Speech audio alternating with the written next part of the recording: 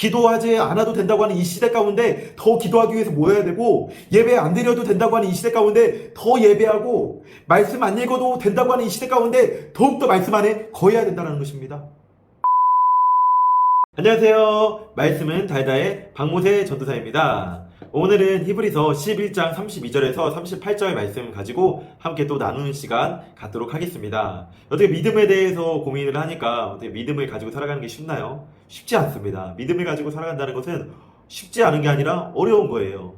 우리는 그렇잖아요. 눈에 보이는 사람, 눈에 보이는 가족, 눈에 보이는 이웃, 내가 돈을 가지고 있어도 그 돈조차 믿지 못하는데, 눈에 보이지 않는 하나님을 믿는 것으로 살아가는 게 보통 일이 아닌 거죠. 저도 기도할 때 가끔은 그런 생각이 저도 모르게 들어요. 근데 하나님, 제가 주님 너무 사랑하는데 하나님은 내 눈앞에 보이지 않으시네요. 사실 수많은 말씀들과 수많은 여러 가지 일들을 통해서 하나님께서 살아계심을 여러 번 증명을 해주셨는데도 불구하고 또 나도 모르게 기도할 때 되면 믿음이 연약해질 때가 많이 있는 거예요.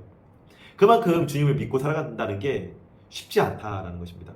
그렇기 때문에 우리들은 어떻게 해나가야 될까요? 여러 가지 많은 것들이 있지만 내가 주님을 믿기로 마음을 세웠으면은 이제는 계속해서 말씀을 가까이 하고 계속해서 기도의 자리로 나아가고, 그것밖에는 방법이 없다라는 것입니다. 왜? 우리들은 그만큼 단순하니까.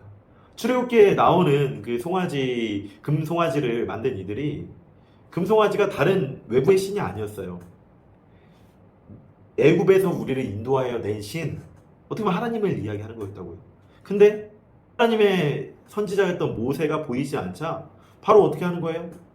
왜 나를 지금까지 인도했던 지도자가 안 보이냐? 난 너무 불안하다. 눈에 보이는 무엇을 만들어 달라 라고 이야기를 하고 하니까 어떻게 보면 아론이 그렇게 금송아지를 만든 것 아닐까요? 그만큼 쉽지 않다라는 것입니다. 오늘 말씀을 보면은 내가 무슨 말을 더 하겠습니까? 기드온, 바락, 삼손, 입다, 다윗, 사무엘, 그리고 예언자들의 일을 말하려면 시간이 없다. 그 정도로 그들은 믿음으로 나라를 정복하고 정의를 실천하고 약속된 것을 받고 사자의 입을 막고 불의 위력을 꺾고 칼날을 피하고 약한 데서 강해지고 전쟁에서 용맹을 떨치고 외국 군대를 물리쳤다라고 이야기를 하는 거예요. 정말 시간이 모자랄 정도로 믿음의 삶을 살아간 사람들이 많이 있다라는 거죠. 그들의 믿음의 삶을 살아간 건 무엇일까요? 다른 것을 생각하지 않았어요. 다른 것을 생각하는 것이 아니라 주님의 말씀을 주목하고 주님의 말씀을 집중하여 봤다라는 것입니다. 현실 가운데 이게 될까? 현실 가운데 내가 이렇게 해나갈 수 있을까? 내가 이런 어려움 가운데 이겨낼 수 있을까? 그것들을 현실을 바라본 것이 아니라 주님께서 말씀하신 것들, 주님의 마음들, 그것을 바라보고 집중하는 것이 바로 믿음의 삶이라고 이야기할 수 있는 것입니다. 믿음으로 여자들은 죽었다 부활한 가족들을 다시 맞이하였습니다 라고 이야기를 하는 거예요.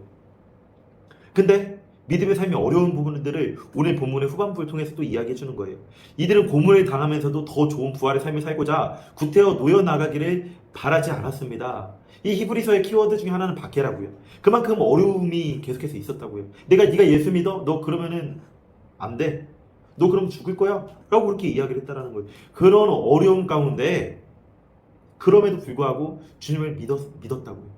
천국 소망을 가지고 나아갔다고요. 나 예수님 믿는다. 나 예수님 믿는 사람이다. 라고 외치고 선포했다라는 것입니다. 구체적으로 이야기를 하고 있어요. 조롱받기도 하고 채찍으로 맞기도 하고 결박당하고 감옥에 갇히고 시련을 겪었다.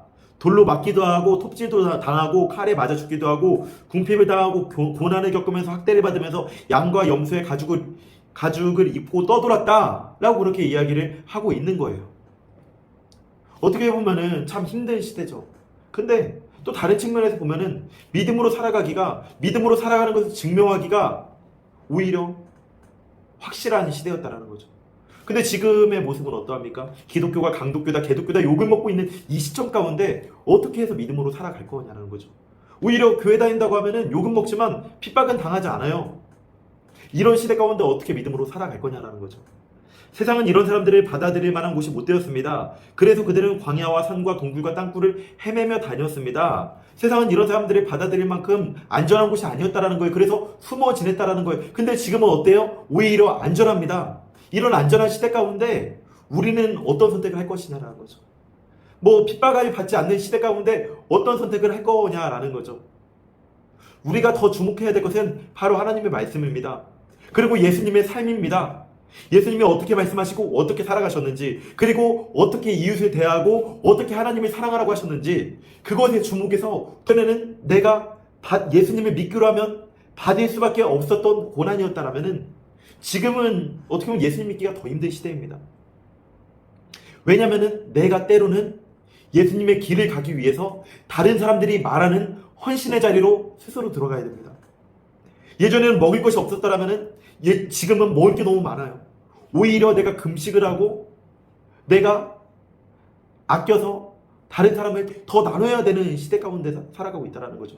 내가 나에게 주어진 모든 것들을 누리면은 그것들은 오히려 예수님의 십자가의 길을 따라가기보다는 그 당시 종교 생활했던 바리새인들, 사두개인들, 율법학자들, 그들보다 못한 삶을 살아가면서 예수님을 믿는다라고 생각하고 살아갈 수 있다고요.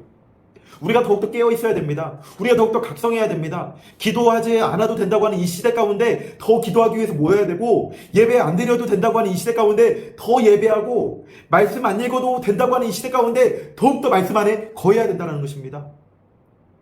그전에는 내가 예수님 믿겠다고 하면 고난을 받았다면 이제는 예수님 믿는다고 해도 고난받지 않는 시대 가운데 살아가고 있기 때문에 우리가 더욱더 믿음의 길을 걸어가기가 어렵다는 것입니다. 예전에 유럽이 얼마나 기독교의 열기가 뜨거웠습니까? 미국이 예전에 얼마나 기독교의 열기가 뜨거웠습니까? 아니, 한국의 열기 또한 얼마나 뜨거웠습니까? 지금은 근데 주님을 대체할 수 있는 신들이 많이 있습니다. 이런 상황 가운데 우리가 더욱더 예수님을 믿고 더욱더 예수님을 의지하고 나아가야 된다는 것입니다.